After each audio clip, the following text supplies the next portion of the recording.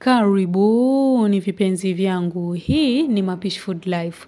Mapishi Food Life tunakuletea vipindi mbalimbali vya mapishi, habari za mapishi, pamoja na historia mbalimbali zitokanazo na mapishi. Na siku ya leo tutaenda kuangazia historia ya biringanya pamoja na mapishi yake, bila kusahau madhara na faida ya kula biringanya. Historia ya biringanya Solanum melongena pia inajulikana kama biringanya.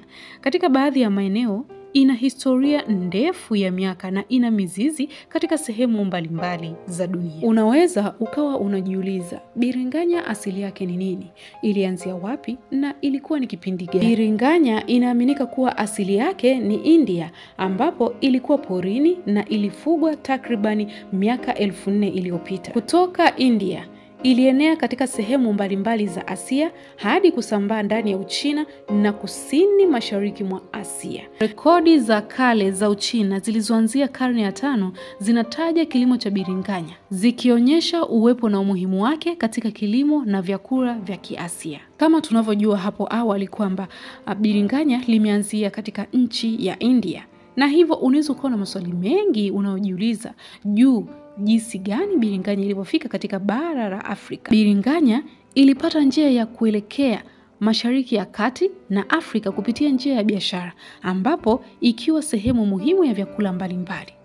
Wafanyabiashara wa Kiarabu waliileta Afrika wakati wa athari za Kiajemi na Kiarabu ziliileta kwenye eneo la Mediterranean. Hapo awali biringanya ilitiliwa shaka huko Uropa ama Europe kwa sababu ya ladha yake ya uchungu na uhusiano wake na familia ya mtua, ambapo inajumuisha mimea ya sumu. Hata hivyo, baada ya muda aina tofauti zilitengenezwa ili kupunguza uchungu na kuifanya kuwa ya kupendeza zaidi. Kufikia karne ya 16 na 17, biringanya ikiwa ni kiungo maarufu katika vyakula vya Mediterranean.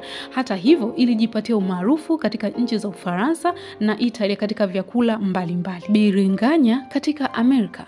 Wahispania walileta biringanya Amerika wakati wa juhudi zao za ukoloni. Ilipata umaarufu mkubwa katika nchi kama vile Brazil na Argentina, na ikiwa ni sehemu muhimu ya vyakula mbalimbali vya Amerika ya Kusini, ikiwa ni pamoja na vyakula kama vile vatapa ya Brazil na escalvada ya Argentina. Umuhimu wa kiupishi. Biringanya ina aina mbalimbali za upishi duniani kote. Ladha yake hafifu na uwezo wake wa kunyonya ladha huifanya kuwa kiungo chenye matumizi mengi katika vyakula mbalimbali. Leo hii biringanya hulimwa katika maeneo mengi duniani, kukiwa na aina tofauti za rangi zinazopatikana, kuanzia zambarau iliyokolea hadi nyeupe, kijani kibichi na aina za mistari. Inaendelea kuwa kiungo kikuu katika vyakula vingi vya kitamaduni, ikitoa anuwai na ladha na muundo kwa ubunifu tofauti wa upishi. Kabla hatujaingia kwenye faida na hasara za kula biringanya, ningependa kujua unatazama video hii kutoka wapi, mahali gani, popote pale duniani. Tuandikie hapo chini ili tuweze kusambaza upendo kwa kutaja jina na mahali unakotokea katika vipindi vinavyofuata. Kula biringanya au eggplant kwa lugha nyingine kuna faida kadhaa za kiafya kama vile upatikanaji wa virutubisho. Biringanya ina virutubisho muhimu kama vile fiber, vitamins, hasa vitamini C, vitamini K na vitamini B6. Madini kama vile potassium, magnesium. Hii inaweza kusaidia kudumisha afya bora ya moyo, kudhibiti kiwango cha sukari mwilini na kusaidia mmeng'enyo wa chakula. Kupunguza hatari ya magonjwa. Kwa kuwa biringanya ina viungo vya juu vya antioxidant kama vile asunini, inaweza kusaidia kupunguza hatari ya magonjwa fulani kama vile magonjwa ya moyo na magonjwa ya kansa. Msaada wa afya ya ubongo.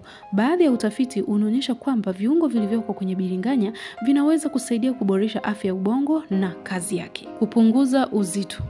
Kwa kuwa biringanya ina kiwango kidogo cha kalori na ni chanzo kizuri cha fiber, inaweza kusaidia katika mchakato wa kupunguza uzito na kudhibiti hamu ya kula. Ningependa kujua ni faida gani nyingine unaifahamu kwa kula biringanya. Tuandikie hapo chini ili tuweze kujifunza pia. Madhara ya kula biringanya. Hata hivyo, kama ilivyo vyakula vingine, kuna mambo kadhaa ya kuzingatia. Magonjwa ya tumbo. Baadhi ya watu wanaweza kuwa na hisia mbaya tumboni baada ya kula tu biringanya, hususa ikiwa hawavumilii vyakula vyenye mchanganyiko wa nyuzi-nyuzi au kwa sababu ya maumbo yake ya protini. Ni muhimu kuangalia ni jinsi gani mwili wako unavyoichukulia biringanya. Maudhui ya solanini.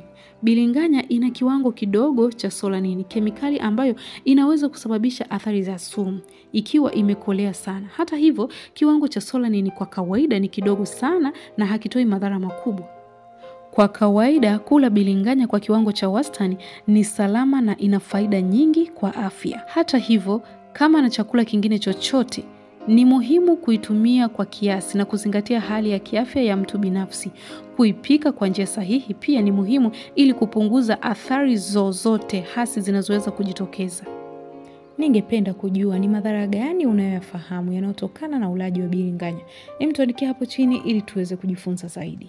Kabla hatujafika tamati ya video yetu, ningependa kujua unatazama video hii kutoka wapi, mahali gani, popote pale duniani. Tuandikie hapo chini ili tuweze kusambaza upendo kwa kutaja jina na mahali unakotokea. Na upendo wetu wa leo utaenda kusambazwa kwa Evelyn kutoka Iringa, hapa ni nchini Tanzania. Asante sana Evelyn kwa kupenda mapishi yetu.